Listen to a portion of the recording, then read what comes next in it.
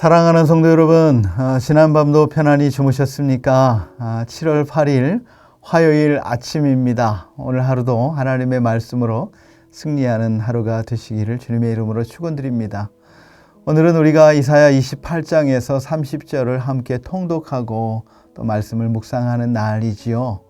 이사야 28장에서 30장은 화 있을진저 이렇게 시작을 합니다. 이렇게 시작하는 경고의 말씀들이 들어 있습니다. 특히 하나님의 말씀을 듣지 않고 인간적인 보호를 찾아다니는 북쪽 이스라엘과 남쪽 유다 지도자들을 책망하시는 내용이 28장에서 30장에 들어 있지요. 그들은 하나님 대신 도움이 되지 않는 주변의 강대국들을 믿고 그들과 연맹 관계를 의지합니다. 그러나 진정한 구원자가 오셔야만 그들의 적에게서 구원할 수가 있는 것이지요. 하나님이 메시아 구원자를 통해서 남은 자들을 위해 평화와 안전을 보장해 줄 수가 있는 것입니다.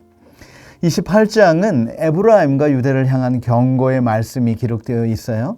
하나님께서는 이스라엘을 향한 경고가 1절에서 13절까지 되어 있고 14절부터 29절까지가 유다에 대한 경고와 책망의 말씀이 기록되어 있습니다. 머지않아 북이스라엘이 먼저 멸망할 터인데 같은 길을 가고 있는 유다를 향해서 이스라엘과 같이 되지 말라고 권고하고 계십니다. 하나님의 재앙은 복수를 하려는 것이 아니죠. 그들에게 회개를 촉구하고 있는 것입니다. 1절 말씀은 우리가 함께 같이 읽기를 원합니다. 에브라임의 술 취한 자들의 교만한 면류관은 화 있을진저 술에 빠진 자의 성 곧 영화로운 관같이 기름진 골짜기 꼭대기에 세운 성이여 쇠잔에 가는 꽃 같으니 화 있을진저 이렇게 말하고 있어요. 화 있을진저 이렇게 시작합니다. 우리말 성경은 화 있을진저가 뒷부분에 있지만 히브리 성경 원어 또 영어 성경에도 화 있을진저 이 말이 먼저 시작을 하고 있는 것이죠. 북이스라엘을 술에 취한 자로 비유를 하고 있지 않습니까? 어리석은 술꾼은요, 술을 마시려고 돈을 다 내다 버리듯이 하나님의 축복을 다 내다 버리고 있는 것이죠.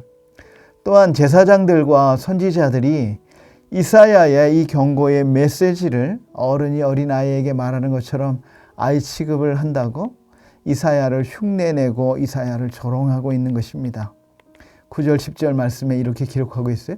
그들이 이르기를 그가 누구에게 지식을 가르치며 누구에게 도를 전하여 깨닫게 하려는가? 젖떨어져 품을 떠난 자들에게 하려는가?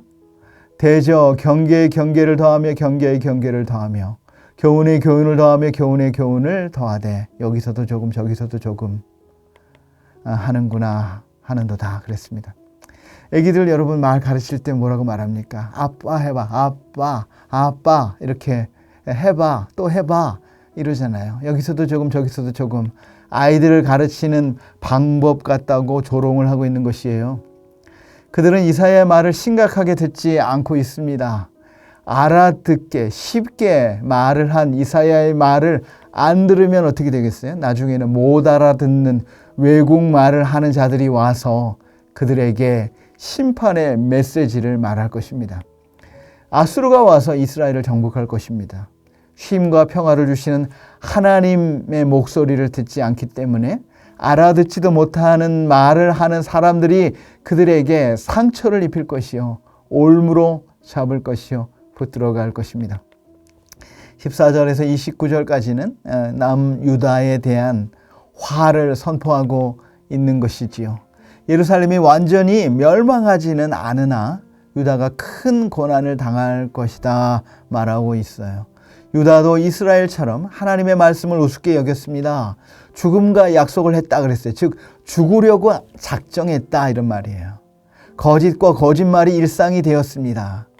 하나님은 초석이시여 반석이신데 우상을 의지하는 것은 작은 침대에 누운 것과 적은 담요로 몸을 덮으려고 하는 어리석은 행동에 비유하고 있습니다. 여러분 아기 침대에 들어가서 잠을 잘 수 있어요? 아기 젖먹이 어린 아기의 이불로 몸을 따뜻하게 할 수 있어요? 그런 어리석은 행동을 하고 있다고 비유하고 있는 것이지요. 22절 말씀 같이 읽겠습니다. 그러므로 너희는 오만한 자가 되지 말라. 너희 결박이 단단해질까 하노라. 대저 온 땅을 멸망시키기로 작정하신 것을 내가 만군의 주 여호와께로부터 들었느니라. 이사야가 이렇게 경고하고 있는 것이지요. 29장은 아리엘을 향한 재앙의 경고인데요. 아리엘은 예루살렘을 의미하는 단어입니다. 화의 심판의 메시지가 여기서도 계속되죠. 화 있을진저 이렇게 시작하고 있는 것입니다. 심판이 예루살렘과 유다에 오고 있습니다. 그 목적은 유다를 하나님께 돌아오게 하려는 것이지요.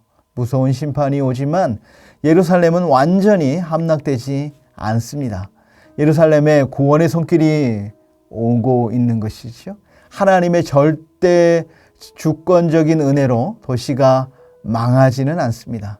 침공해 오는 나라들이 꿈과 같이 사라질 것이다 이렇게 말하고 있는데요. 이 예언은 주전 701년에 있었던 아수르 왕 사네립에 의한 예루살렘 포위 공격을 배경으로 선포한 말씀이지 않습니까? 그 아수르의 군대 18만 5천 명이 예루살렘 성을 에워쌌어요. 이제 망하는 일만 남았습니다. 그런데 히스기야는 하나님의 성전에 들어가서 기도했을 때에 하나님께서 그 밤에 천사를 보내어서 아수르의 18만 5천 명의 무장한 대군이 하루 아침에 뭐가 됐습니까? 성장이 돼버렸어요. 전멸해 버렸어요. 하나님께서 큰 구원을 이루어 주셨습니다. 그런데 예루살렘이 아수르 군대의 침략을 받을 수밖에 없었던 이유를 증거하고 있습니다.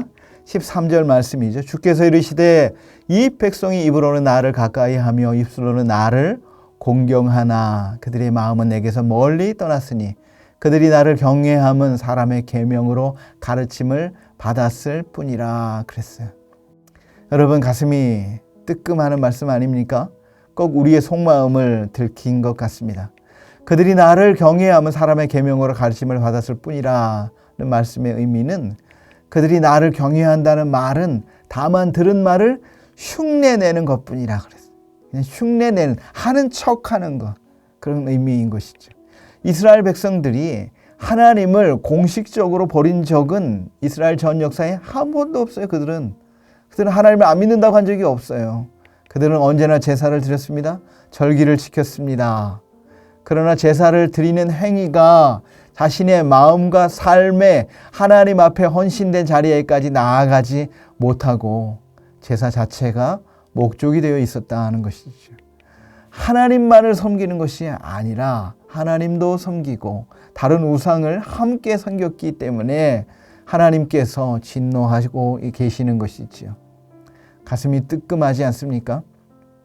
역사의 주관자는 하나님 한 분이세요. 유다의 안전은 위정자들의 능력에 있지 않습니다. 주변 나라와 동맹에 있지 않습니다. 오직 하나님에게만 달려 있습니다. 시편 121편 1절 2절에도 이렇게 기록하고 있죠. 내가 산을 향하여 눈을 들리라. 나의 도움이 어디서 올까? 그리고 또 자기가 스스로 대답해요. 나의 도움은 천지를 지으신 여호와에게서로다. 천지를 지으셨다는 것. 온 세상의 창조주요 주권자이신 하나님 여호와 하나님만이 나의 도움이시다. 이렇게 고백하고 있습니다. 저와 여러분이 바로 이 고백이 저와 여러분의 고백이 바로 시편 121편의 고백이 되기를 소망합니다.